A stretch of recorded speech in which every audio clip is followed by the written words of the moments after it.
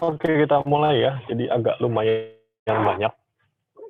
Tapi sebenarnya teman-teman udah dapat semua ketika kembali di pengantar, intermediate, dan lain sebagainya. Di sini kita hanya memperdalam saja. Jadi kita akan membahas mengenai akuntansi perpajakan aktiva tetap.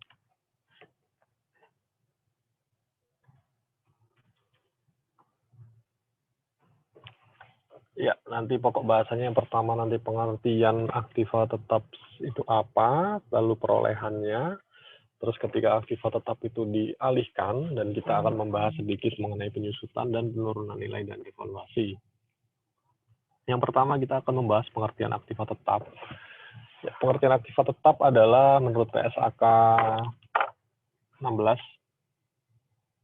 itu merupakan aktiva berwujud yang dimiliki untuk pertama digunakan dalam produksi atau penyediaan barang atau jasa, disewakan kepada pihak lain maupun untuk tujuan administratif. Nah, dan tapi dia diharapkan untuk digunakan selama lebih dari 1 periode per tahun atau 1 tahun. Nah, kemudian ciri aset tetap itu adalah yang pertama dia digunakan dalam operasi dan tidak untuk dijual kembali. Jadi tidak diniatkan untuk diperjualbelikan. Kemudian dia bersifat jangka panjang dan biasanya dia disusutkan. Terus dia memiliki wujud. Itu ciri-ciri aset tetap. Terus kemudian pengakuan biaya perolehan awal dari aset tetap itu harus memenuhi 2 kriteria. Yang pertama itu kemungkinan besar manfaat ekonomisnya itu mengalir ke perusahaan di masa mendatang. Kemudian biaya perolehannya dapat diukur secara andal. Nah, biaya perolehan aktiva tetap, perolehan aktiva tetap itu ada, kita bahas ada 5 nanti. Yang pertama melalui pembelian, lalu melalui pertukaran, donasi, dibangun sendiri, dan setoran modal atau in-bank. Yang pertama kita bahas pembelian. Nah, harga perolehan aktiva tetap dari jual beli diatur di PSAK 16. Biaya perolehan adalah jumlah kas atau setara kas yang dibayarkan atau nilai wajar imbalan lain yang diserahkan untuk memperoleh suatu aset pada saat perolehan atau konstruksi, atau jika dapat diterapkan jumlah yang diatribusikan pada aset ketika pertama kali diakui. Misalnya PSAK 53, pembayaran berbasis saham. Ini salah satunya adalah tadi itu in-bank. Itu pertukaran aset dengan saham. Nah, lalu biaya perolehan sendiri, biaya perolehan dari aktiva tetap itu pertama itu harga perolehannya terdiri dari bea harganya sendiri, nilai barangnya sendiri, kemudian bea impornya, terus pajak pembelian yang tidak dapat dikreditkan setelah dikurangi diskon dan potongan lain itu masuk ke dalam harga perolehan. Kemudian setiap biaya yang dapat diatribusikan secara langsung untuk membawa aktiva ke lokasi atau untuk menyiapkan aset itu bisa digunakan. Kemudian yang ketiga itu estimasi awal biaya pembongkaran dan pemindahan aset tetap dan restorasi lokasi aset tetap. Jadi misalnya aset tetap yang ditanamkan kemudian membutuhkan restorasi di kemudian hari, estimasi biayanya juga bisa diakui di depan sebagai harga perolehan. Mungkin salah satu contoh paling mudah adalah rig atau tambang lepas pantai itu kan biasanya nanti ketika dia selesai digunakan dia ada restorasi. Nah, ketika membangun itu dia dimasukkan ke dalam harga perolehan. Nah, contoh biaya yang dapat diatribusikan secara langsung. Ya, ini apa yang masuk langsung di kapitalisasi bersama asetnya. Yang pertama, biaya imbalan kerja yang timbul dari pembangunan atau akuisisi asetnya. Lalu penyiapan lahan untuk pabrik, terus handling dan penyerahan awal, perakitan instalasi, pengujian aset, dan komisi profesional tenaga ahli yang memang hanya dia yang bisa menyiapkan aset itu untuk bisa digunakan. Nah, ada yang bukan komponen biaya perolehan. Yang pertama itu biaya pembukaan fasilitas baru. Kalau penyiapan lahan iya, tapi kalau pembukaan fasilitas baru dia bukan komponen biaya perolehan. Pengenalan produk baru juga bukan, biaya penyelenggaraan bisnis di lokasi baru termasuk biaya pelatihan stafnya. Kemudian administrasi dan overhead umum apalagi itu bukan biaya perolehan. Terus biaya saat alat belum beroperasi penuh, kerugian awal operasi, biaya relokasinya, kemudian hasil aset sebelum dimanfaatkan, dan laba internal jika aset tersebut merupakan persediaan perusahaan, itu juga bukan komponen biaya perolehan. Nah, lalu setelah diakui, nanti ada pengeluaran setelah perolehan aktiva tetap, ada beberapa perlakuan. Yang pertama, pengeluaran itu dapat dikapitalisasi jika pengeluaran itu memperpanjang masa manfaat atau menambah manfaat keekonomian. Misalnya suatu aset di-upgrade gitu ya, dari tadinya sisa umurnya tinggal 2 tahun, setelah di-upgrade dia menjadi 4 tahun, maka biaya meng-upgrade-nya itu dikapitalisasi. Lalu yang kedua ada biaya pemeliharaan dan perbaikan. Itu diakui beban di laba rugi komprehensif periode berjalan. Jika dia tidak material, ya tentunya. Nanti akan kita bahas prinsip materialitas di slide berikutnya. Kemudian yang ketiga, penggantian aset akan menambah aset jika memenuhi kriteria aset. Jadi ketika diganti aset itu dengan aset yang lain, itu dia dianggap sebagai aset jika lebih dari 1 tahun tentunya. Dan kedua adalah komponen yang digantikan itu dia tidak diakui lagi sebagai aset atau tidak dicatat sebagai aset. Nah, tadi masalah materialitas, jadi pengeluaran terkait aktiva tetap itu juga mempertimbangkan prinsip materialitas seperti prinsip dasar akuntansi. Jadi pengeluaran yang memenuhi kriteria aset tetap, namun jumlahnya atau nilainya itu tidak material, maka tidak perlu dikapitalisasi dan dibebankan di tahun berjalan saja. Nah, tapi bisa aja suatu aset itu mungkin secara hitung-hitungan per satuannya itu tidak material, tapi ternyata di suatu entitas atau perusahaan itu membutuhkan jumlah yang sangat banyak sehingga nilainya menjadi material, maka perlu dikapitalisasi. Nah, pengakuan aktiva tetap. Nah, untuk suku cadang utama jika digunakan lebih dari 1 periode, hanya digunakan untuk aset tertentu dan komponen yang diganti tidak diakui lagi, itu juga termasuk dalam aktiva tetap. Contohnya teman-teman bisa baca juga, jadi suatu entitas gitu, dia membeli suku cadang dengan nilai tertentu, harganya cukup material. Masalahnya material ini memang tidak ada konsensus internasionalnya, apakah di atas 50% dari nilai asetnya, atau 30% atau 20%, tapi professional judgment dari akuntan lah yang menganggap ini material atau tidak tentunya.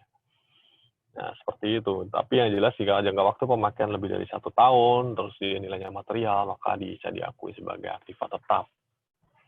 Nah, tapi komponen yang diganti dengan komponen suku cadang itu harus di write off atau sudah tidak diakui sebagai aktiva tetap, digantikan oleh komponen yang baru. Nah, lalu menurut Undang-Undang PPH seperti apa harga perolehan dari pembelian aktiva tetap? Nah, harga pembelian atau harga perolehan atau harga penjualan dalam hal terjadi jual beli harta yang tidak dipengaruhi hubungan istimewa, maka nilai yang diakui adalah jumlah yang sesungguhnya dikeluarkan atau diterima jika tidak ada hubungan istimewa. Tapi jika ada hubungan istimewa adalah jumlah yang seharusnya, bukan sesungguhnya.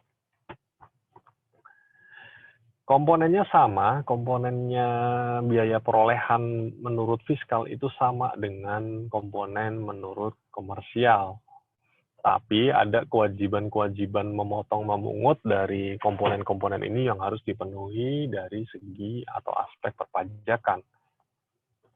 Lalu terkait pajak masukannya atas perolehan aktiva tersebut, Jika dia dapat dikreditkan, maka dia tidak termasuk dalam harga perolehan aktiva tetap tentunya. Kalau dia tidak dapat dikreditkan, baru dia dikapitalisasi.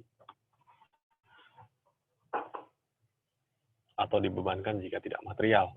Nah, kira-kira ini aturannya untuk pengalihan umum aset tetap, dia diatur di pasal 11 ayat 8 dan 9, atas pengalihan yang bersifat umum, jadi nilai sisa buku itu diakui sebagai kerugian, nilai penjualan atau nilai penggantian asuransi diakui sebagai penghasilan.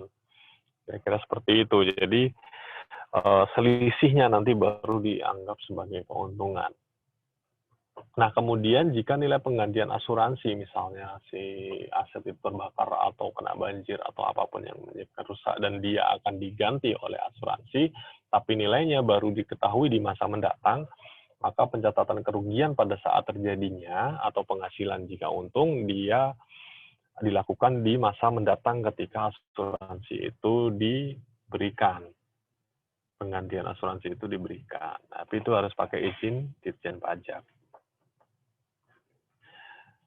Ya, ini rekap saja tadi sudah kita bahas. Jadi biaya aset tetap ada 3, biaya perolehan, biaya yang dapat diatribusikan langsung, dan estimasi biaya pembongkaran. Biaya perolehan seperti itu, harga beli, biaya impor, pajak lainnya, biaya pengangkutan, tapi dikurangi juga dengan diskon. Kemudian biaya yang dapat diatribusi secara langsung, itu yang untuk menyiapkan aset itu sampai dengan dia bisa digunakan. Mulai dari ngangkutnya, instalasinya, gitu, dan lain sebagainya, itu bisa dikapitalisasi juga.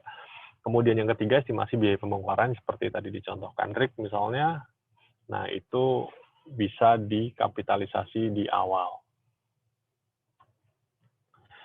Ini contohnya, jadi ada jenis-jenis biaya, pengeluarannya sekian, mana yang bisa dikapitalisasi, mana yang bisa dibebankan, mana yang harus dikapitalisasi dan mana yang harus dibebankan, itu seperti itu, teman-teman bisa baca sendiri. Yang dibebankan itu hanya beban administrasi, kerugian operasi saja. Selain itu bisa dikapitalisasi.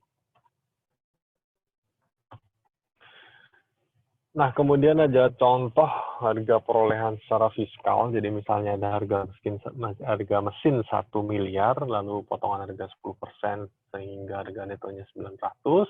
Ada biaya persiapan tempat, biaya pengangkutan, biaya pemasangan, biaya profesional, sehingga harga perolehan aktiva tetap menjadi 925.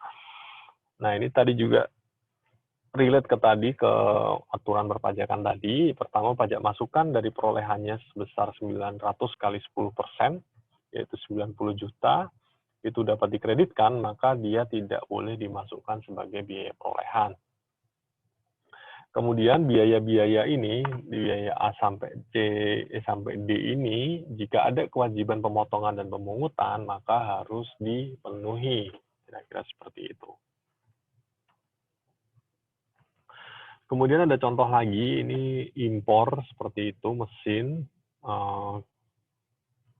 CIF-nya, cost insurance and freight-nya itu 100.000 USD, kurs Menteri Keuangan pada saat itu 9.000, kurs realisasi atau kurs tengah BI biasanya 9.100, biasa 20%, dan lain sebagainya, bla bla. Kemudian biaya pengurusan 50 juta, biaya angkut 10 juta, biaya pemasangan arsitek dan percobaan 25 juta. Kita lihat hitung-hitungannya. Kira-kira seperti itu. Perhitungan PIB dulu dia menggunakan untuk bea masuknya dia menggunakan kurs Menteri Keuangan. Nah, di situ hitung-hitungannya 900 juta karena kursnya Menteri Keuangannya 9.000, sementara tadi kurs tengah BI atau kurs bank devisanya itu 900, yang digunakan untuk menghitung pajak, entah bea masuk atau pajak, itu selalu pakai kurs Menteri Keuangan. Nah, itu jangan dilupakan. Sehingga biaya masuknya 180 juta, total nilai impornya 1 miliar 80 juta. Nah, kemudian dari situ dia untuk menghitung nilai PPN impor dan PPh pasal 22 impor. Nah, kemudian untuk secara komersial menghitung dari biaya yang bisa kapitalisasi itu seperti ini, terutama harga mesinnya tidak memakai kurs Menteri Keuangan, tetapi memakai kurs pembayaran ke bank devisa, kemudian biaya masuk ada di sana, PPJK juga ada di sana, pengurusan jasa kepabeanan PPJK itu, kemudian biaya pengangkutan ada, biaya pemasangan juga masuk ke situ, sehingga total nilai mesin itu adalah 1.175 juta.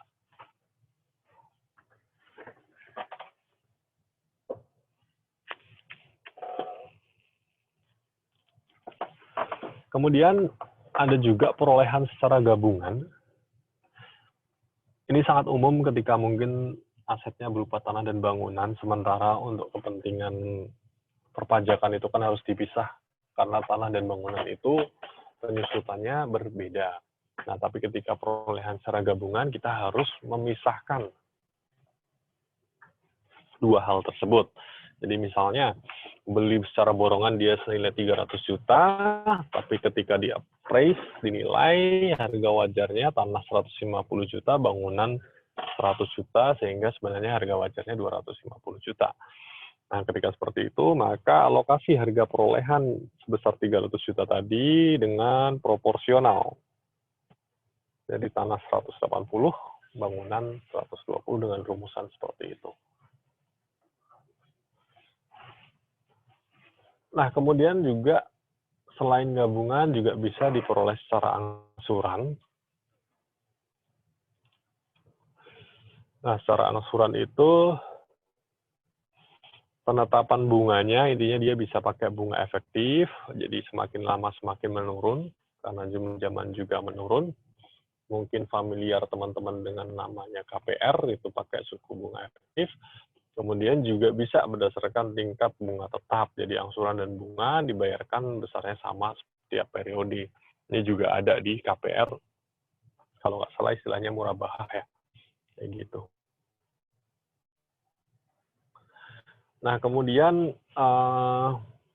angsuran itu kalau secara akuntansi, aset yang dibeli dengan pembayaran yang ditangguhkan dinilai setara dengan nilai tunainya. Jadi di appraise nilai tunainya berapa, nanti diakui sebesar itu. Nah, nanti perbedaan antara nilai tunai dengan pembayaran diakui sebagai beban bunga. Ya, misalnya KPR tadi, ketika beli cash berapa, beli kredit berapa, nanti ketika beli kredit kita hitung-hitung semua, terus selisih antara jumlah yang dibayarkan sampai dengan pinjaman itu selesai dengan nilai tunai yang dibayarkan, itu diakui sebagai beban bunga. Sementara untuk asetnya sendiri dinilai berdasarkan harga tunainya pada saat itu. Nah, lalu ketentuan perpajakan ada di penjelasan pasal 6 ayat 1, pengeluaran yang mempunyai manfaat lebih dari 1 tahun pembebanannya melalui penyusutan atau melalui amortisasi. Maka beban bunga itu dapat dikapitalisir dalam harga perolehan aktiva tetap atau disusutkan atau diamortisasi selama masa manfaat aktiva tetap. Jadi tetap dicatat sebagai biaya perolehan aktiva itu. Kemudian jika secara aturan perpajakan, jika ada hubungan istimewa, jual beli aktiva tetap tapi ada hubungan istimewa.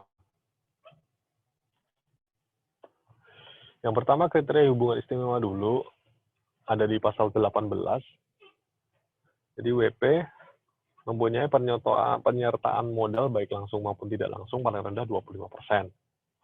Kemudian yang kedua itu WP menguasai WP lainnya atau dua atau lebih WP berada di bawah penguasaan yang sama. Penguasaan ini bisa pengertiannya itu manajemennya sama, direksinya sama, komisarisnya sama, dan lain sebagainya. Itu dianggap WP menguasai WP lainnya atau berada di penguasaan yang sama.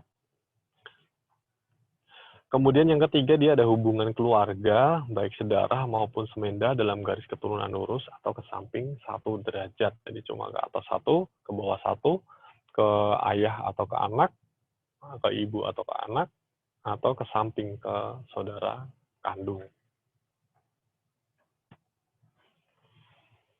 Nah, jika tadi ada jual beli aktiva tetap, jika tidak dipengaruhi hubungan istimewa, maka bagi pembeli harga perolehan harga yang sesungguhnya dibayar kalau penjual sesungguhnya diterima, sementara kalau dipengaruhi hubungan istimewa bagi pembeli dia jumlah yang seharusnya dikeluarkan dan bagi penjual yang seharusnya diterima. Seharusnya ini tentunya menggunakan benchmarking atau harga pasar pada saat transaksi, instead of harga yang yang dicatat oleh kedua belah pihak.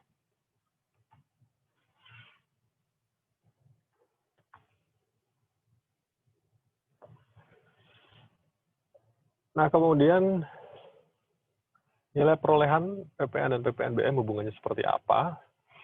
Yang pertama dibagi menjadi 3, pembayaran atas perolehan aset itu ada yang bisa dikapitalisasi atau dibebankan, dan tidak dikapitalisasi dan tidak dibebankan alias tidak bisa dibiayakan sama sekali.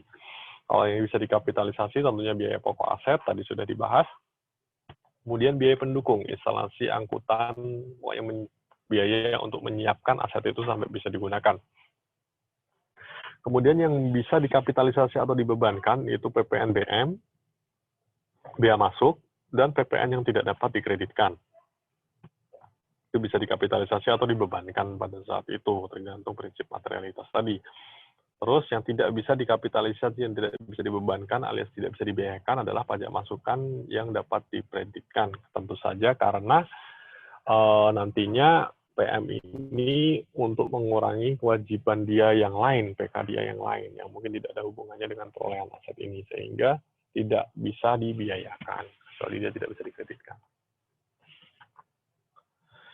Contoh lagi, ini mungkin saya skip aja, teman-teman nanti bisa baca sendiri, ini mirip dengan tadi, intinya ketika ada impor, dia berapa nilainya.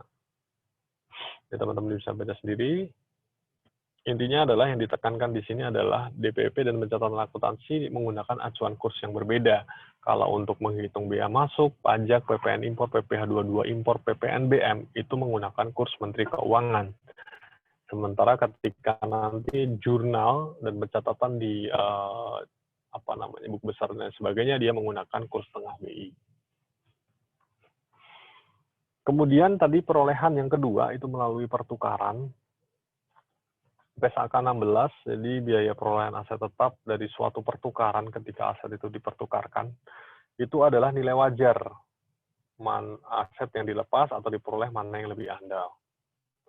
Kecuali pertukaran itu tidak memiliki substansi komersial dan nilai wajar yang diterima dan diserahkan tidak dapat diukur secara andal, baru dia tidak dihitung nilai berdasarkan nilai wajar, tapi dinilai berdasarkan jumlah yang tercatat dari aset yang diserahkan, atau dengan kata lain nilai buku.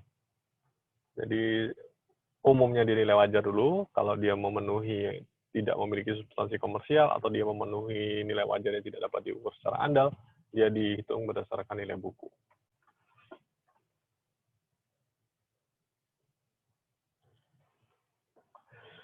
Nah, pertukaran aktiva tetap atau aset tetap yang tidak sejenis, baik harga maupun barang ya, maka laba rugi hasil pertukaran tersebut diakui langsung pada tahun yang bersangkutan. Nanti ada contohnya.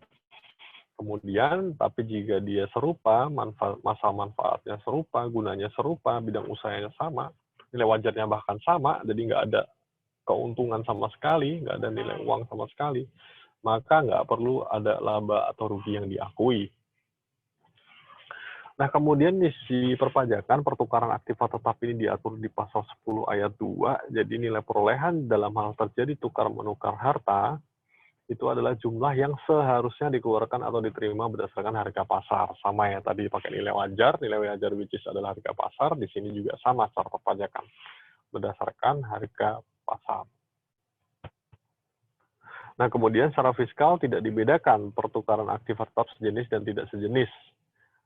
Harus dihitung keuntungan atau kerugian pada tahun yang bersangkutan. Yang jelas pokoknya nilai yang dipertukarkan itu kalau sama ya otomatis nggak ada laba kan gitu lah. Kalau ada perbedaan meskipun dia sejenis, maka tetap harus diakui laba atau ruginya.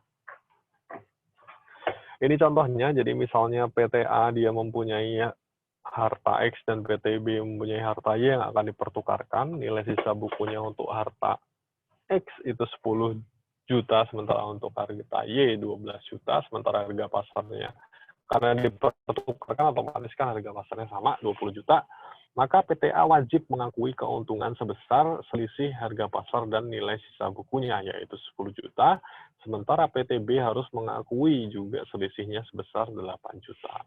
Kira-kira seperti itu gampangnya. Nah, dalam terjadi tukar-menukar harta dengan harta lain, maka nilai perolehannya bagi pembeli harga perolehan adalah harga yang seharusnya dikeluarkan kembali berdasarkan harga pasar atau harga wajar. Kemudian penjual harta yang berdasarkan harga yang seharusnya diterima berdasarkan harga pasar kembali. Sama, tidak ada perbedaan di situ dengan apa yang sudah dibahas sebelumnya. Lalu pembelian sudah, pertukaran sudah, sekarang kita masuk donasi atau sumbangan atau bantuan dan semacamnya. Secara akuntansi dia sedikit sekali mengatur aset yang diperoleh dari sumbangan atau donasi, tapi PSAK 16 mengatur bahwa aktiva tetap yang diperoleh dari sumbangan harus dicatat sebesar harga taksiran atau harga pasar yang layak. Seperti itu, dan bukan merupakan penghasilan bagi yang menerima. Nah, bukan menjadi penghasilan bagi yang menerima ini yang bisa menjadi dispute antara akuntansi dengan perpajakan. Karena untuk perpajakan, dia untuk tidak bisa diakui sebagai penghasilan harus memenuhi kriteria di pasal 4 ayat 1 huruf D. Jadi semua bla bla bla yang menjadi objek pajak termasuk keuntungan karena penjualan atau pengalihan harta, termasuk keuntungan karena pengalihan harta berupa hibah, bantuan, dan sumbangan. Itu termasuk objek pada dasarnya. Kecuali yang diberikan kepada keluarga sedarah, 1 derajat, lurus, jadi tidak samping ya, cuma lurus doang, badan keagamaan, badan pendidikan, badan sosial, termasuk yayasan koperasi dan orang pribadi yang menjalankan usaha mikro dan kecil, ketentuannya diatur melalui peraturan Menteri Keuangan. Nah, tapi di sini apa namanya? Tanya, Bang. Yes, gimana? Di slide sebelumnya kayaknya. Ya, itu. Kalau semisal kan kita di sini membeli barang. Bukan membeli, donasi kan, berarti dia diberikan. Oh ya, Pak, donasi. Donasinya itu bukan untuk apa namanya? Bukan hubungan saudara atau itu donasinya antar perusahaan gitu, Bang. Nah, tapi tidak ada hubungannya dengan produksi, kayak donasinya mobil BMW gitu.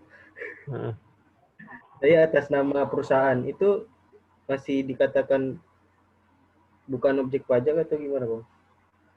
Kalau secara akuntansi tetap dicatat dan dia bukan merupakan penghasilan. Nah, kalau sesuai perpajakan otomatis dia mengikuti itu.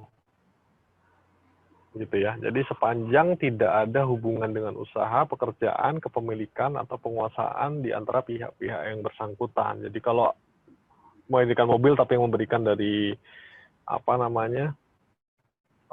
Katakanlah memiliki hubungan istimewa, maka juga tidak boleh begitu seharusnya. Tidak diakui sebagai yang dikecualikan. Jadi dia dianggap sebagai penghasilan bagi pihak yang menerima. Sehingga harus dilakukan koreksi fiskal positif di situ nantinya gitu. Karena di akuntansi tidak diakui sebagai penghasilan, maka di pajak harus diakui sebagai penghasilan. Kira-kira begitu. Meskipun itu tidak sehubungan dengan usaha gitu. Iya betul, karena di sini titik tekannya adalah dia ada kepenguasaan yang sama nggak, ada kepemilikan yang sama nggak, secara gampangnya ada hubungan istimewa atau enggak. Karena kan memberikan itu harus ada alasannya sebenarnya, logika berpikirnya kan seperti itu. Kenapa orang tiba-tiba ngasih apalagi BMW gitu kan? Kalau ngasih sumbangan sih masih wajar untuk bantuan apa namanya bencana alam misalnya. Tapi kalau tidak ada apa-apa ujuk-ujuk dia ngasih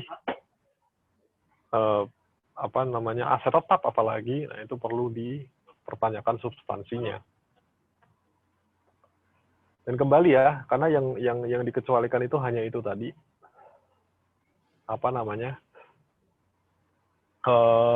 keluarga sedarah, badan keagamaan, yayasan, koperasi, dan orang pribadi, UMKM. Kalau antara perusahaan ke perusahaan ya otomatis dia penghasilan.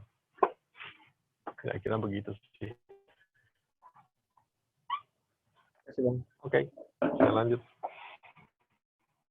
Nah, ini bagi pihak yang menerima di pasal 4 ayat 3 huruf A. Jadi bagi yang menerima sebenarnya sama saja, karena ini kan counterbalancing saja, dua pandangan yang berbeda sebenarnya, substansinya sama. Ini bagi yang menerima itu pasal 4 ayat 3 huruf A, yaitu yang dikecualikan dari objek pajak, yaitu bantuan dan sumbangan bla bla bla.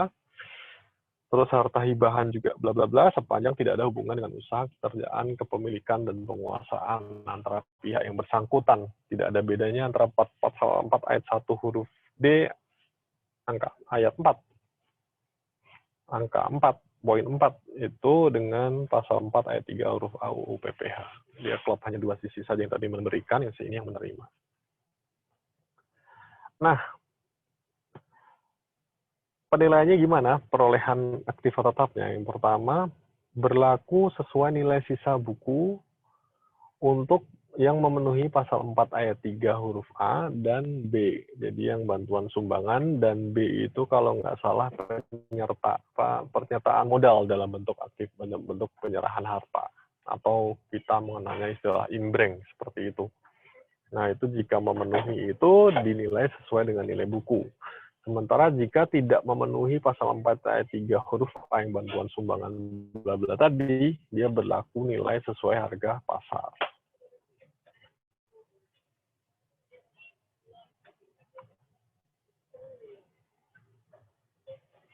Nah, tadi pengalihan dalam bentuk sumbangan keagamaan, bla bla bla, hibah kepada keluarga satu garis keturunan lurus 1 derajat, badan keagamaan, pendidikan, badan sosial, sesuai Menteri Keuangan, dan atas warisan, itu nilai sisa buku tidak diakui sebagai kerugian oleh pihak yang melakukan pengalihan. Jadi langsung di write off, tapi tidak boleh diakui sebagai kerugian.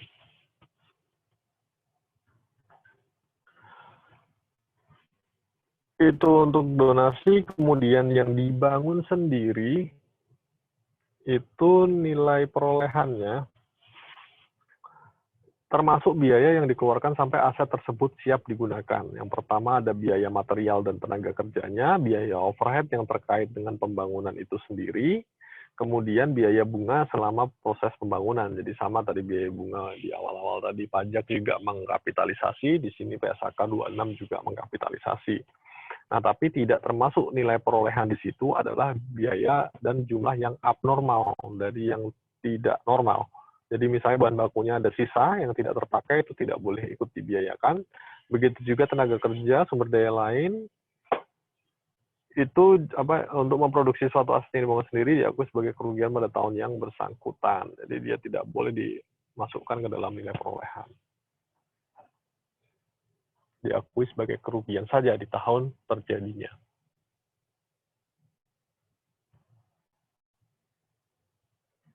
Kemudian secara fiskal dia ada di pasal 16 ayat CUU PPN, kalau prinsipnya biayanya yang boleh dibiayakan sama dengan komersial, prinsipnya. Nah, itu diatur di pasal 16C Undang-Undang PPN, merupakan objek PPN, dia sebenarnya pajak pertamanya dikenakan atas kegiatan membangun sendiri, yang dilakukan tidak dalam kegiatan usaha atau pekerjaan orang pribadi. Jadi misalnya dia jualan dealer, dia bangun rumah mes pegawai, itu tidak dalam kegiatan usahanya, karena kegiatan usahanya menjual mobil atau motor misalnya, dan dia membangun itu, maka dia dikenakan di situ.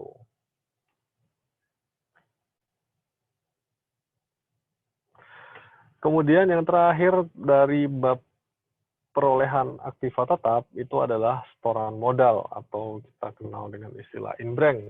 Setoran saham dalam bentuk barang atau harta, itu namanya imbreng, menggunakan nilai wajar aktiva bukan kas yang diserahkan. Jadi harta yang diserahkan itu atau barang yang diserahkan itu dinilai nilai wajarnya. Nilai wajarnya berdasarkan nilai appraisal pada tanggal transaksi yang disetujui Dewan Komisaris untuk PT yang terdaftar di Bursa Efek, dan nilai kesepakatan Dewan Komisaris dan penyetor bentuk uang atau pemegang saham yang nyetor duit. Kira-kira seperti itu, hasil kesepakatan, kapan tanggal transaksinya, dinilai asetnya waktu itu, untuk menentukan nilai wajar aktiva atas harta yang nilai wajar aktiva yang nanti dipertukarkan dengan saham. Di aturan perpajakan sendiri ada di pasal 4 ayat 3 huruf C, harta termasuk setoran tunai yang diterima oleh WP Badan sebagai pengganti saham atau sebagai pengganti penyertaan modal bukan merupakan objek PPh. Hartanya yang bukan merupakan objek PPh. Kemudian dasar penilaian harta bagi WP Badan yang menerima setoran modal yang berupa barang atau aktif tetap nilai pasar dari harta atau barang tersebut sama dengan komersial. Terus ada pasal 4 ayat 1D Undang-Undang PPh juga, keuntungan karena pengalihan harta kepada perseroan, persekutuan, atau badan lainnya sebagai pengganti saham atau penyertaan modal merupakan objek PPh.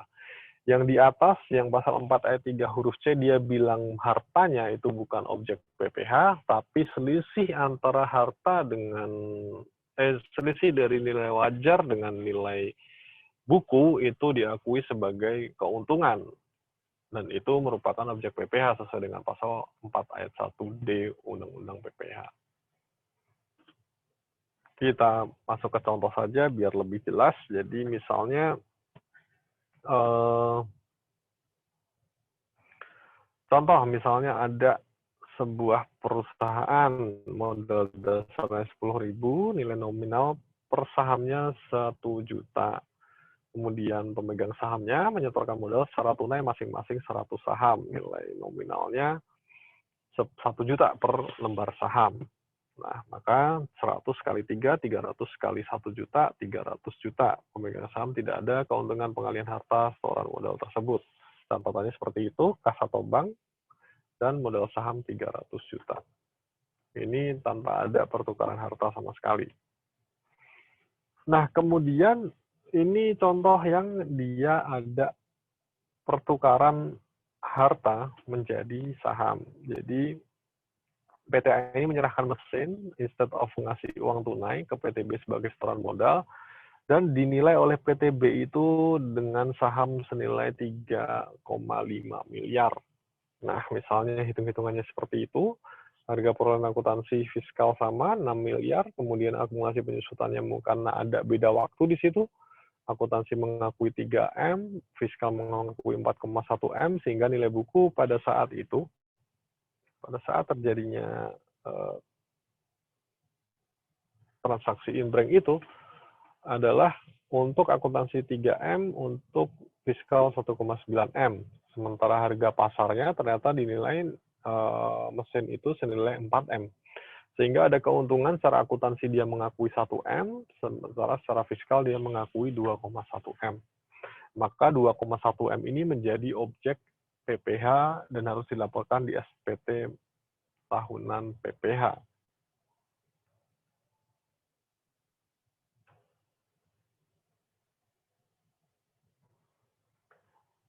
Nah, tadi 4M, nominal sahamnya 3M, yang 500, kan tadi harga perolehan mesinnya 4M nih.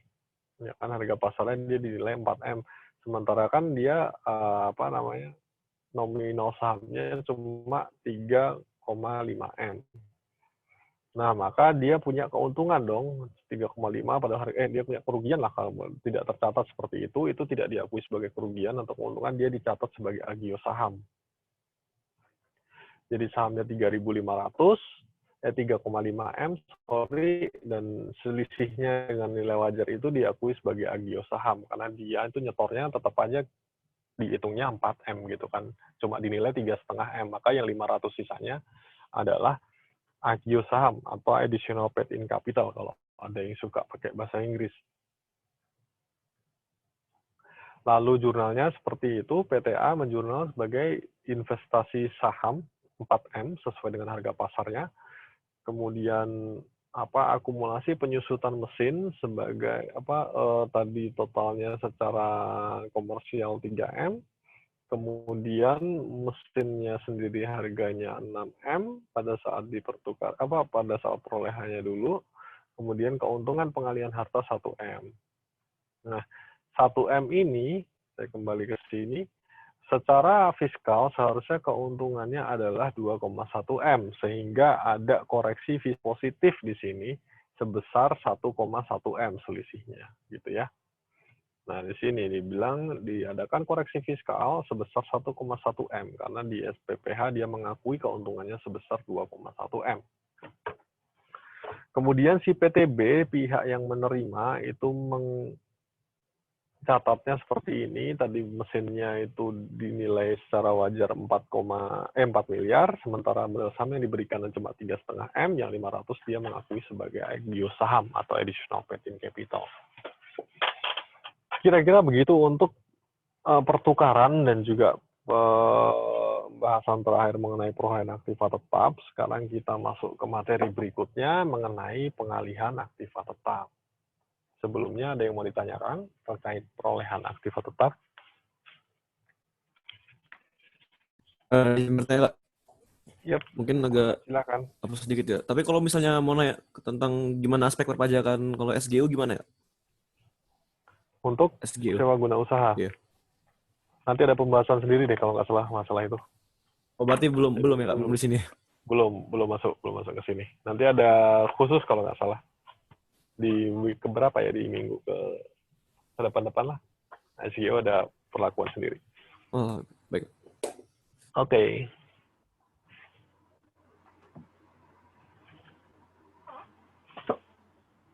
Ada lagi yang mau ditanyakan?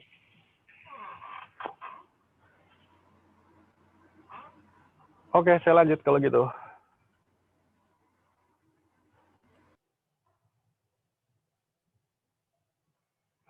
Jadi pengalihan aktiva tetap, setelah tadi perolehan, habis itu ada pengalihan aktiva tetap. Nah, pada dasarnya memang aktiva tetap atau harta tetap atau aset tetap itu tidak untuk dijual karena bukan sebagai barang dagangan. Karena tadi itu kan prinsip baik secara akuntansi maupun pajak dia bilang tidak yang tujuan semula tidak untuk diperjualbelikan.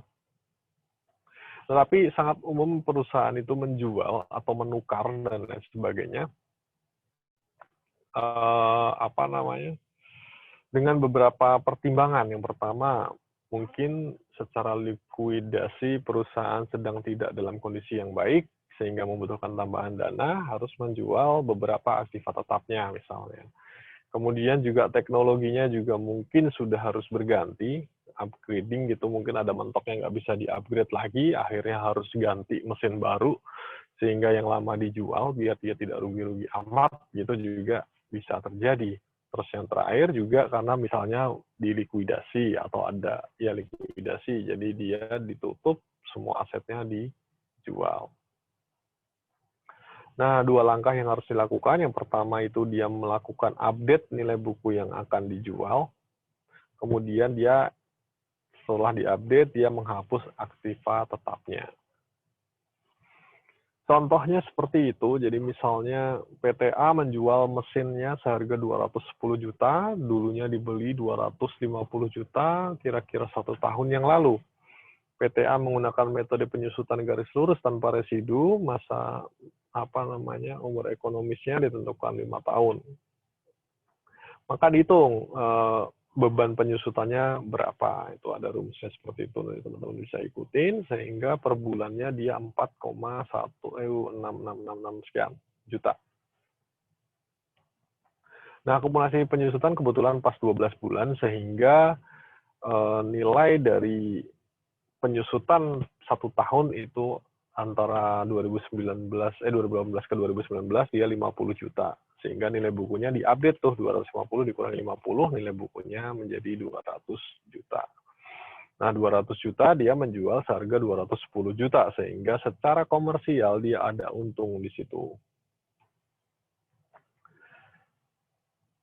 Nah, untungnya adalah 10 juta, maka diakui sebagai laba penjualan aktiva tetap. Jurnalnya seperti itu, jurnal yang sangat sederhana lah kira-kira.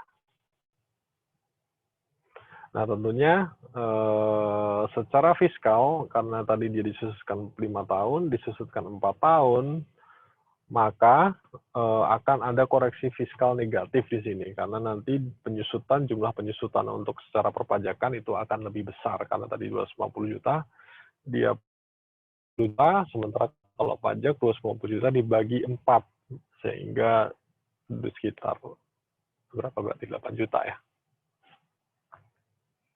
kalau 8 juta sih sekitar 6 juta. Nah, di situ nanti akan ada koreksi fiskal di situ. Nah, secara fiskal, penjualan atau dan pengalihan harta itu kembali diatur di pasal 4 ayat 1 huruf D, keuntungan karena penjualan atau pengalihan harta. Termasuk 1, 2, 3, 4, 5 teman-teman bisa baca sendiri. Kemudian juga selain yang ada di situ, ada juga yang dikenakan PPh final. PPh final khususnya adalah transaksi pengalihan harta yang berupa tanah dan atau bangunan. Kemudian selain kena pajak penghasilan atas barang atau harta atau aktivitas tetap yang dijual itu, dia kena pasal 16D Undang-Undang PPN, yaitu penyerahan barang kena pajak berupa aktiva yang menurut tujuan semula tidak untuk diperjualbelikan oleh pengusaha kena pajak. Kecuali penyerahan aktiva yang pajak masukannya tidak dapat dikreditkan. Dia ada di pasal 9 ayat 8 huruf B dan C. Seperti misalnya mobil sedan station wagon itu pajak masukannya tidak dapat dikreditkan, atau perolehan ketika dia belum PKP juga sehingga PPN-nya nggak dapat dikreditkan, itu tidak terutang tidak terutang PPN pasal 16D. Kira-kira seperti itu. Ilustrasi ini teman-teman nanti bisa baca sendiri. Ini ada ilustrasi tukar menukar lah gitu, kira-kira jual beli antar mereka. Nanti teman-teman ini komprehensif dari yang tadi kita bahas, teman-teman bisa baca sendiri nanti di situ. Kemudian kita akan menyinggung sedikit masalah penyusutan, nggak akan terlalu detail karena hitung-hitungan bahkan kemarin di UTS saja udah keluar gitu kan penyusutan. Ya teman-teman saya rasa udah jago lah. Kita juga sudah pernah membahas waktu kita bahas, lupa di minggu lalu kalau nggak salah, di tengah semester yang lalu juga pernah membahas masalah penyusutan. Nah, di sini pengukuran setelah pengakuan awal menurut PSAK itu bisa menggunakan cost model atau yang kita kenal dengan penyusutan dan revaluation model. Nah, cost model itu biaya perolehan dikurangi akumulasi penyusutan dan akumulasi rugi penurunan aset atau impairment. Sementara revaluation model dia jumlah revaluasian, yaitu nilai wajar, bukan biaya perolehannya. Nilai wajar pada tanggal revaluasian dikurangi akumulasi penyusutan dan akumulasi rugi penurunan aset atau impairment yang terjadi setelah tanggal revaluasian. Nah, metode penyusutan kalau secara komersial dia intinya adalah alokasi sistematis jumlah yang dapat disusutkan dari suatu aset selama umur manfaatnya. Jadi syaratnya yang pertama dia digunakan lebih dari satu periode akuntansi, mempunyai masa manfaat yang terbatas, jadi bukan yang terus-terusan seperti pokoknya ada batasnya. Kemudian ditahan oleh entitas untuk digunakan dalam produksi atau memasok barang dan jasa, tujuannya jelas. Kemudian untuk disewakan atau untuk tujuan administrasi, itu juga bisa diakui sebagai aset tetap. Kemudian dasar waktunya dia menggunakan straight line, kemudian sementara juga bisa menggunakan saldo menurun dan juga angka tahun misalnya. Ini contoh aja 2 misalnya, ada juga angka tahun di situ. Bisa juga menggunakan dasar penggunaan yaitu metode jam jasa, service hour method, atau metode unit production atau productive output method. Sementara secara fiskal hanya diakui 2 metode gitu ya, ayat 1 dan ayat 2. Ayat 1 itu garis lurus, ayat 2 itu saldo menurun. Seperti itu. Jadi juga sudah dikelompokkan kelompok 1, 2, 3, 4. Jadi cuma ada 4 tahun, 8 tahun, 16 tahun, 20 tahun. Maka semua aset perusahaan itu akan dikelompokkan sesuai dengan kelompoknya.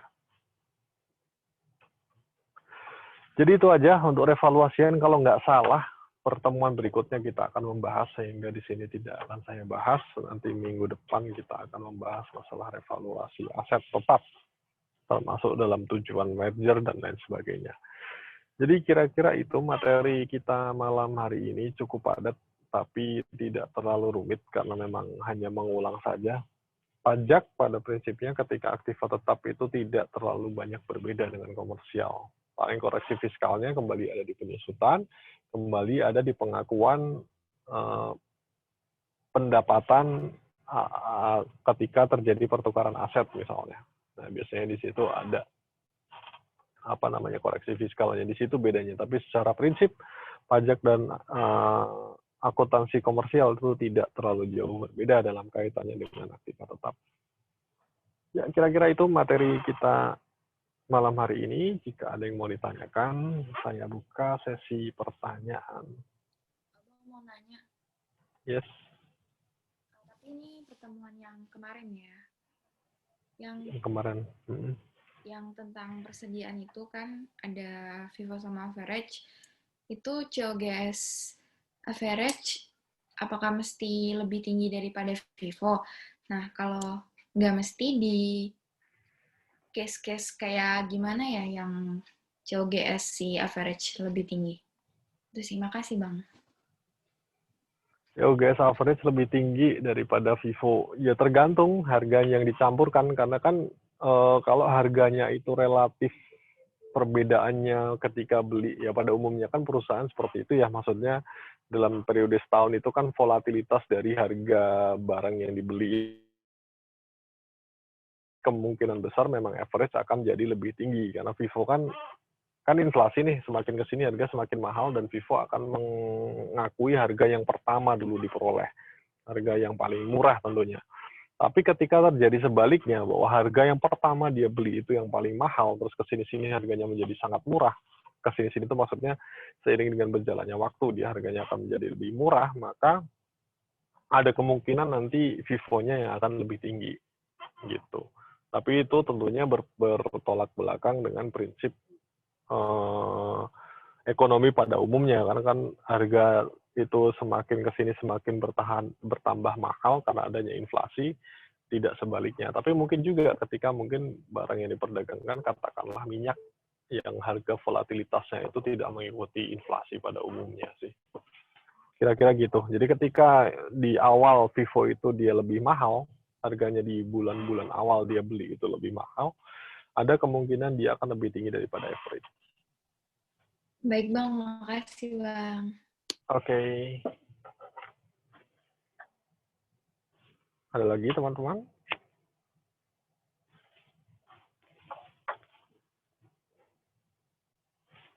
Bang, untuk sedan yang digunakan oleh karyawan itu ikut disusutkan atau tidak?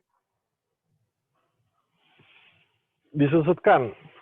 Tetap disusutkan, tapi kalau nggak salah 50% ya. Gitu kira-kira. Nanti dia secara fiskal dia dikoreksi 50%, secara komersial tetap disusutkan seperti biasa. Itu jawabannya.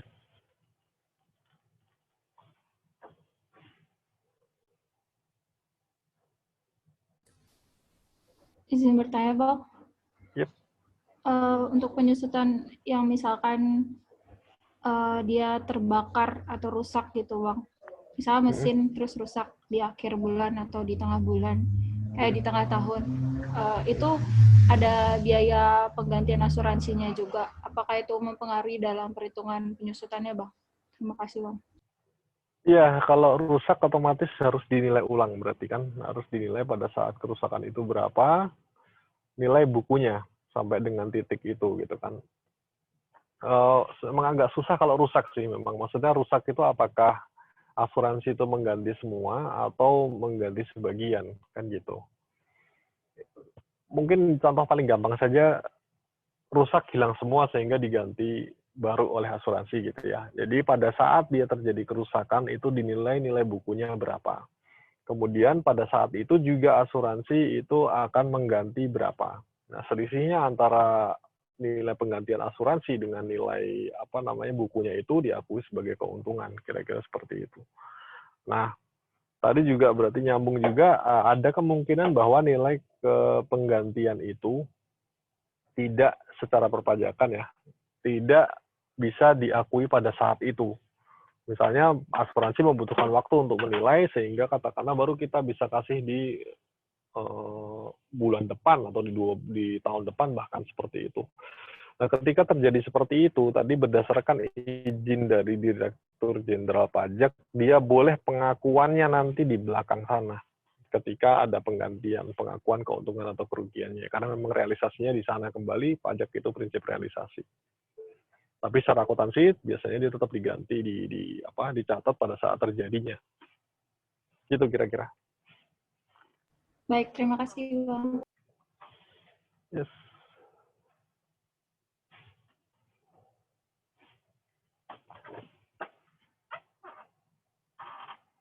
Ada lagi teman-teman?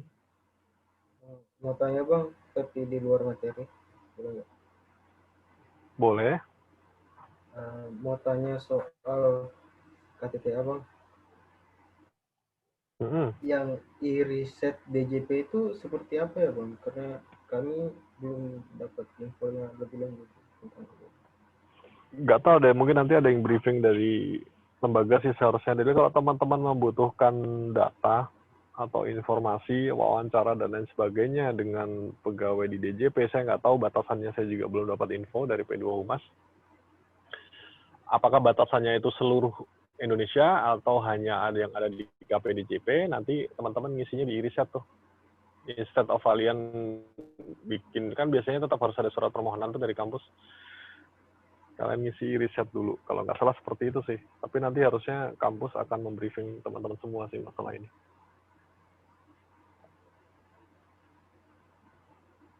Iya Bang. Ya itu hanya ini aja, hanya administrasi untuk teman-teman melakukan riset saja.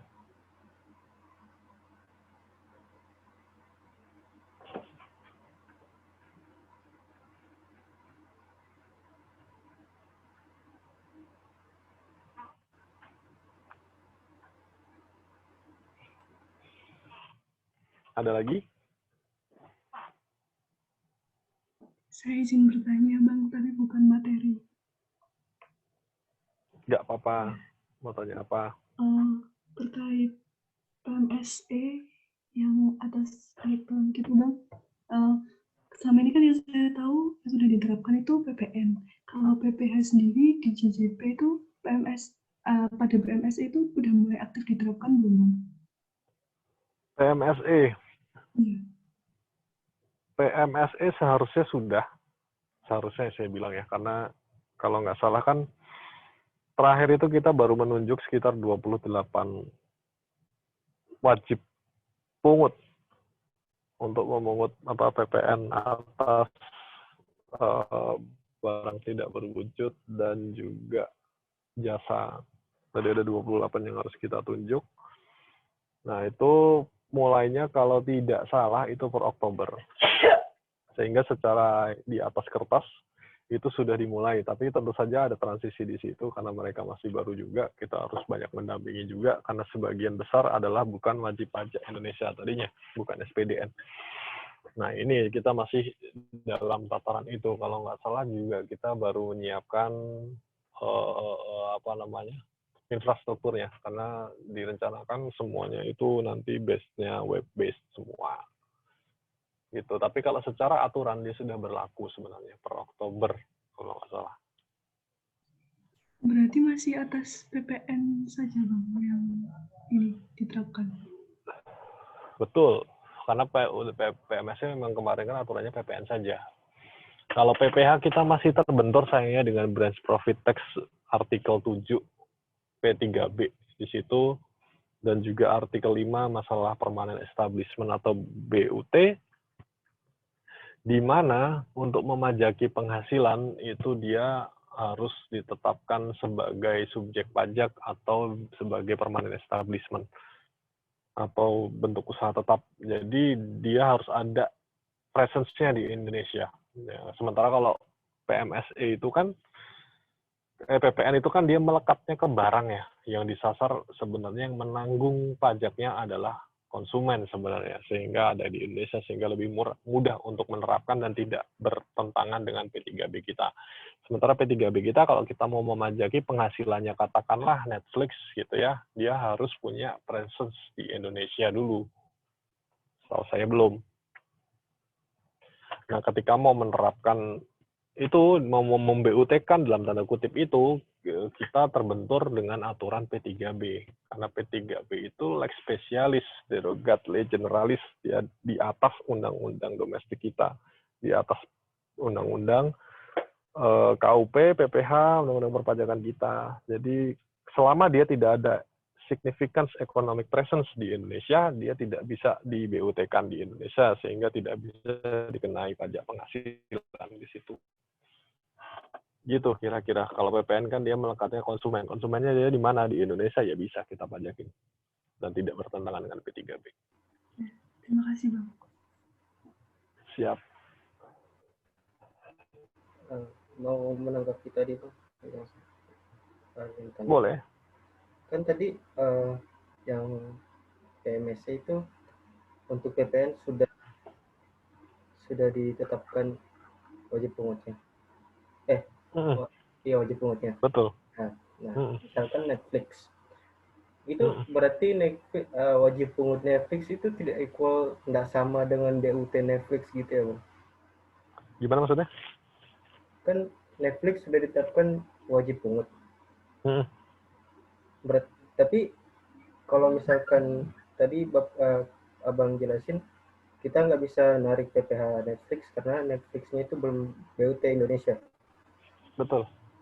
Nah, berarti sekarang itu Netflix bukan BUT Indonesia, tapi bisa memotong PPh, memotong PPN, memungut PPN, memungut PPN, kemudian menyetorkan, betul. Kemudian menyatakan.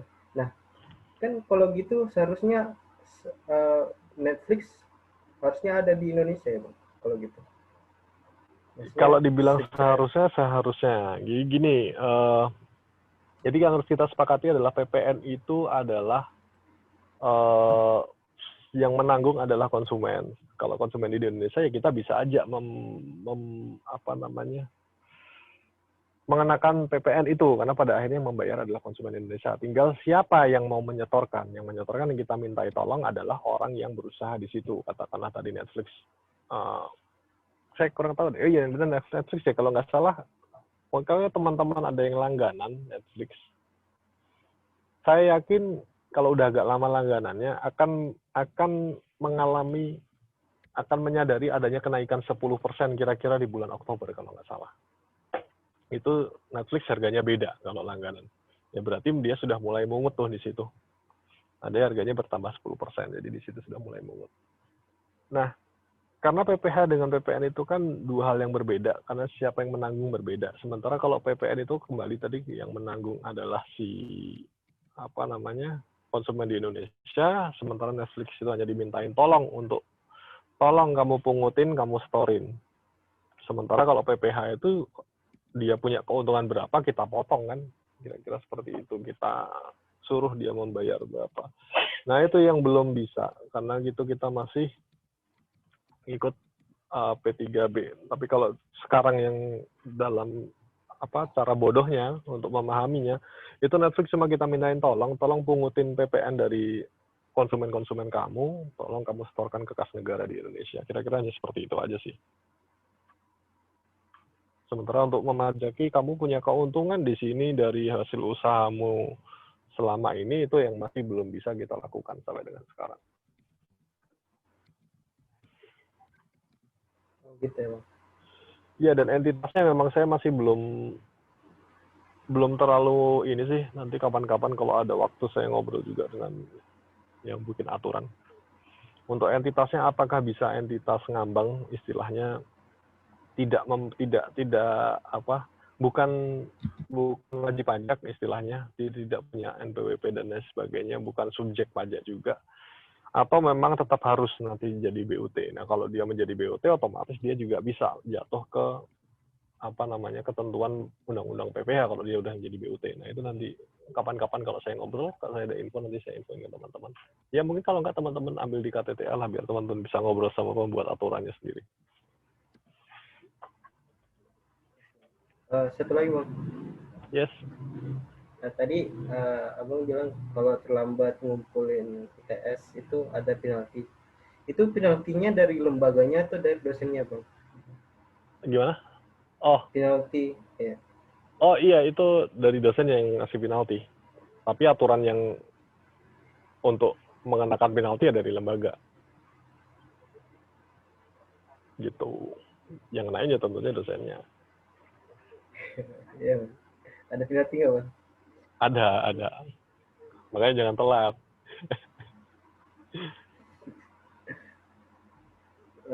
Kalau boleh tahu, Bang, penaltinya berapa, Bang? Nggak boleh dikasih tahu sayangnya.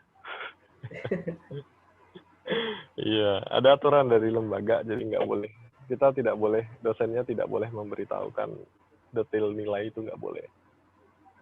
Itu nanti kalau nggak, yang kena penalti dosennya. Boleh nggak dikasih tahu siapa saja yang kena penalti, Bang? Nggak boleh. Yang ngerasa aja lah, pasti kan ngerasa.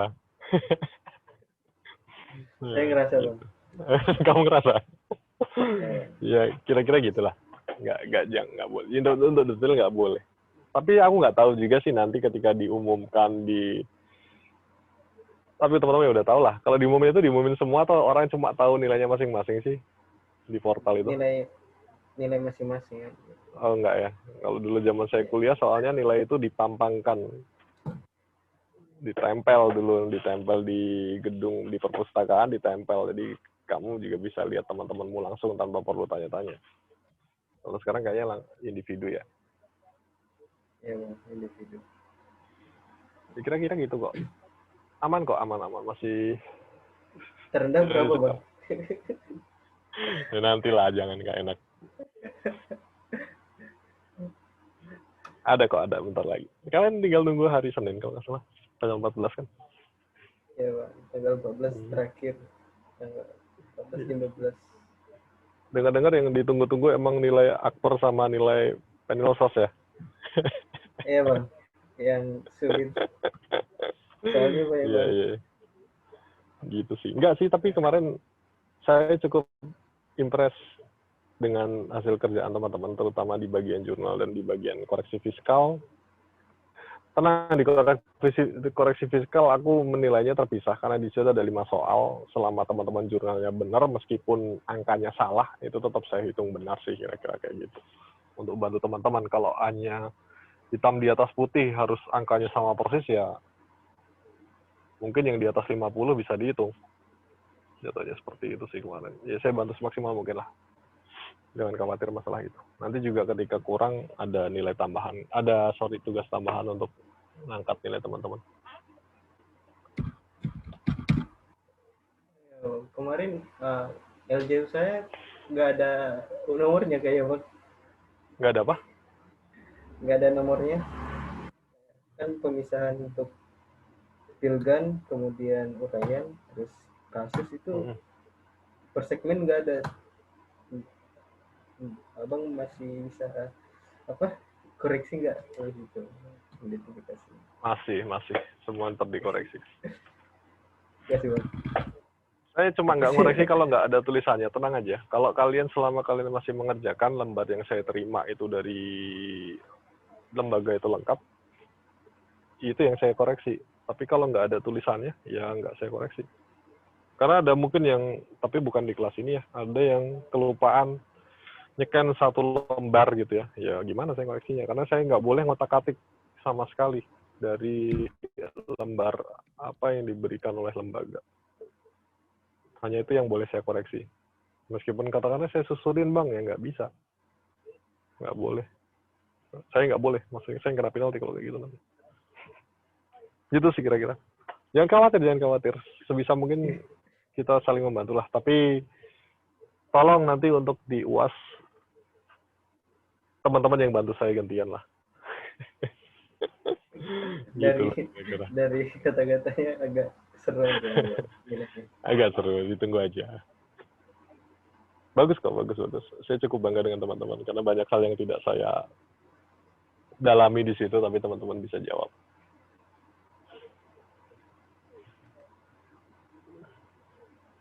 Ada lagi yang mau bertanya, curhat? PowerPoint yang pertemuan kali ini Kak boleh di-share nggak? Oke, share. Sebentar. Mungkin habis baca ulang mungkin bisa nyari pertanyaan lagi. Boleh. Ingat ya, yang penting sering-sering bertanya kalau saya mah. Maksudnya Karena tidak semua bisa saya cover, terutama di latihan-latihan sih. Tapi kalau nggak salah minggu ini saya belum dapat latihannya dari dosen koordinatornya. Jadi nanti kalau ada saya share juga. Jadi apa yang teman-teman bingung langsung tanya aja.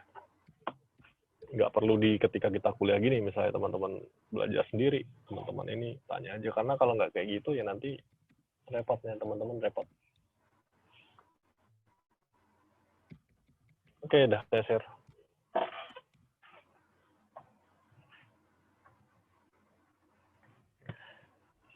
Masih ada yang ingin disampaikan? Bang. PKL itu gimana, Bang? Bang, Yes.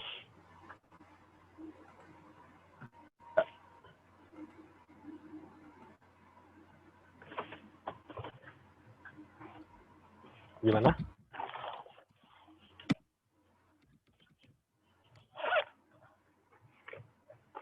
PKL, Bang. PKL. Iya, Bang. Katanya PKL-nya itu online gitu. Nah, itu aku nggak tahu. Itu aku nggak tahu kalau itu jujur. Karena kalau nggak salah juga bocorannya kalian semester depan kan masuk loh. Kalau untuk PKL aku nggak tahu, belum tahu. Cuma masih direncanakan. Belum tentu juga, karena kembali melihat kondisi pandemi ini bakalan seperti apa sih. Karena kemarin udah PKL-nya itu online setengahnya lagi masuk kantor gitu. Oh ya? Nah, itu aku nggak tahu. Kalau itu mah sama lembaga yang tahu. Tapi sesuai dengan kebijakan kantornya gitu. Iya, makanya. Karena kan zonanya beda-beda ya. Kalau di Jakarta, zona merah ya otomatis online harusnya.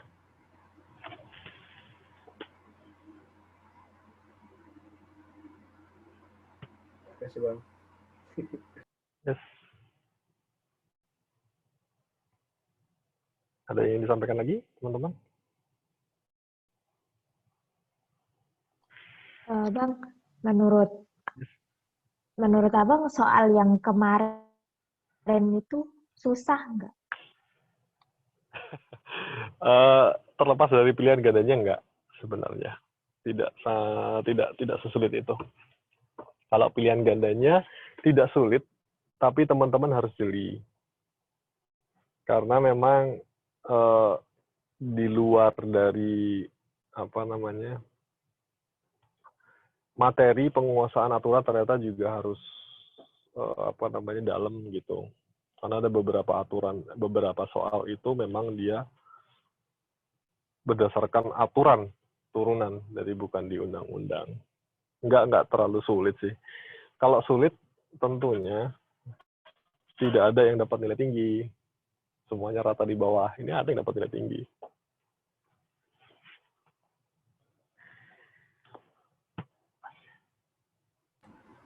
Tapi deviasinya berapa, Bang? Deviasi. Itu kan aku udah bilang tadi. Dari 87 sampai sekian lah.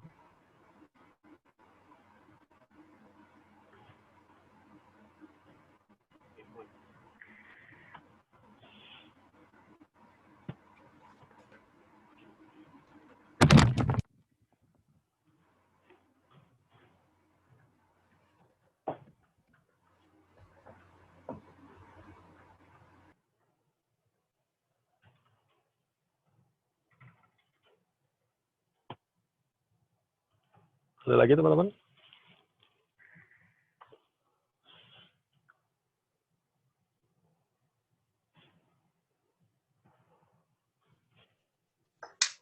Bang, UTS kemarin paling banyak itu salahnya di mana, Bang? Paling banyak salahnya? Ya, tentu saja ngitung itulah. Yang paling banyak salahnya ya pilihan ganda lumayan lah ya. Tapi yang paling banyak yang tidak ada satu orang pun yang betul menjawab itu yang bagian ngitung saldo piutang atau saldo utang. Itu tidak ada satu pun yang berhasil menjawab. Ya tentunya karena itu kan terkait dengan hitung-hitungan di jurnal ya. Kalau itu ada salah satu aja pasti nggak akan benar juga di situ. Dan nggak ada memang yang betul semua. Itu cara ngitungnya yang benar gimana, Bang? Kemarin saya tuh sempat bingung. Itu gabungin antara utang sama PPh dibayar di mukanya apa gimana? Iya, itu intinya kan ngitung saldo PPh ya. Sorry, nggak PPh, ngitung saldo pajak sebenarnya. Jadi kamu bikin debit kredit lah, kira-kira seperti itu. Debit kredit terus saldonya. Jadi misalnya saldo kayak bank gitu loh, kayak rekening bank. Sebenarnya jawaban yang diharapkan seperti itu. Jadi misalnya ada saldo awal 4 juta, kemudian ada debit atau ada akun uang muka, berarti dia nambah. Sorry, kebalik ya, logikaku ya. Kayak gitulah. Jadi ketika ada nambah, ada apa namanya, ada penambahan uang muka, dia akan nambah saldo piutang. Terus ketika nanti dia ada utang, dia akan ngurangin saldo yang di awal tadi. Dan gitu-gitu aja nanti sampai dengan di akhir dia berapa nilainya. Dari semua dari jurnal tanggal 1 dengan sampai dengan tanggal 31 dijumlah semua tuh yang ada pajaknya. Kamu masukin. Jadi setiap tanggal 1 misalnya seharusnya ngerjainnya memang paralel sih. Begitu teman-teman bikin jurnal, teman-teman langsung posting posisi akunnya itu di neraca saldonya sebenarnya, neraca saldo piutang atau utang. Jadi gitu, jadi set pindah nanti ketemu dia jumlahnya berapa. Oh ya, sama satu lagi Bang, mau nanya tentang soalnya. Kan ada soal Boleh. yang dia bayar pajak terutang PPh 25 masa September, sama satu lagi itu ada dia mencatat PPh pasal 25 terutang bulan Oktober. Yang bayar bulan September itu jurnalnya pajak dibayar di muka PPh pasal 25 pada kas, ya kan Bang?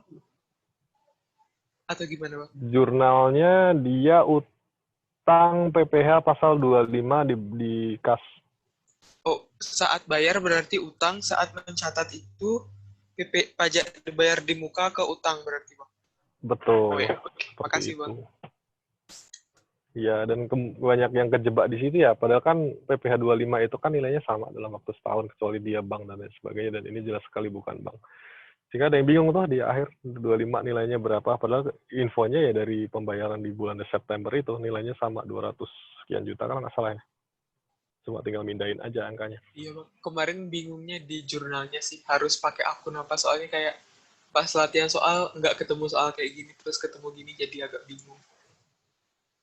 Iya, jurnalnya kan PPh pasal 25 dibayar di muka dengan utang. Makasih Bang. Yes.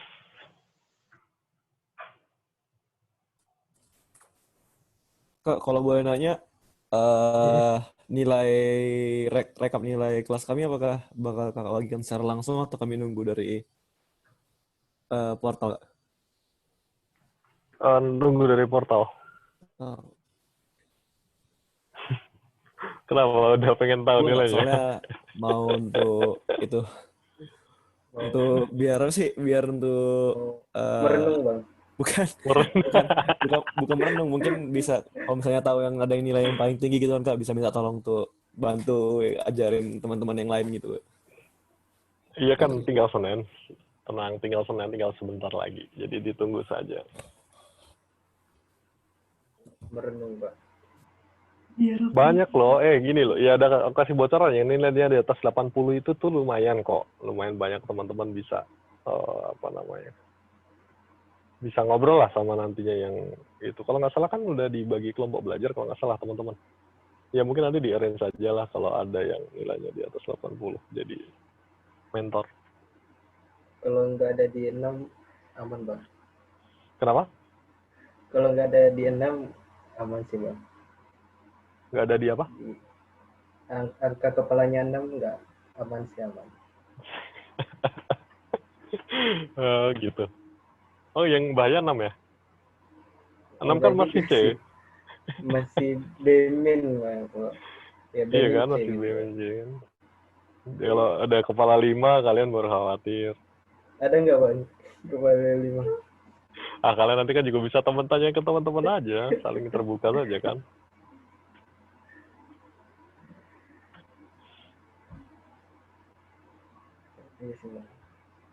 Aman kok, aman tenang. Tidak perlu terlalu khawatir. Yang penting teman-teman berusaha keras di UAS saja nanti. Biar menjustifikasi saya memberikan nilai di UTS ini. Kalau kan nanti saya yang dibully sama teman-teman dosen yang lain.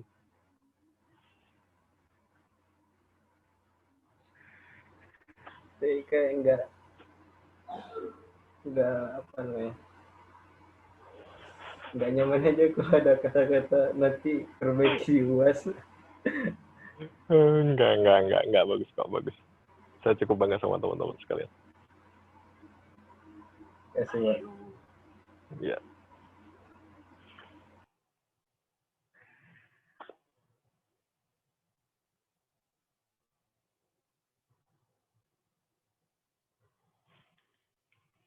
Ada lagi teman-teman yang ingin disampaikan?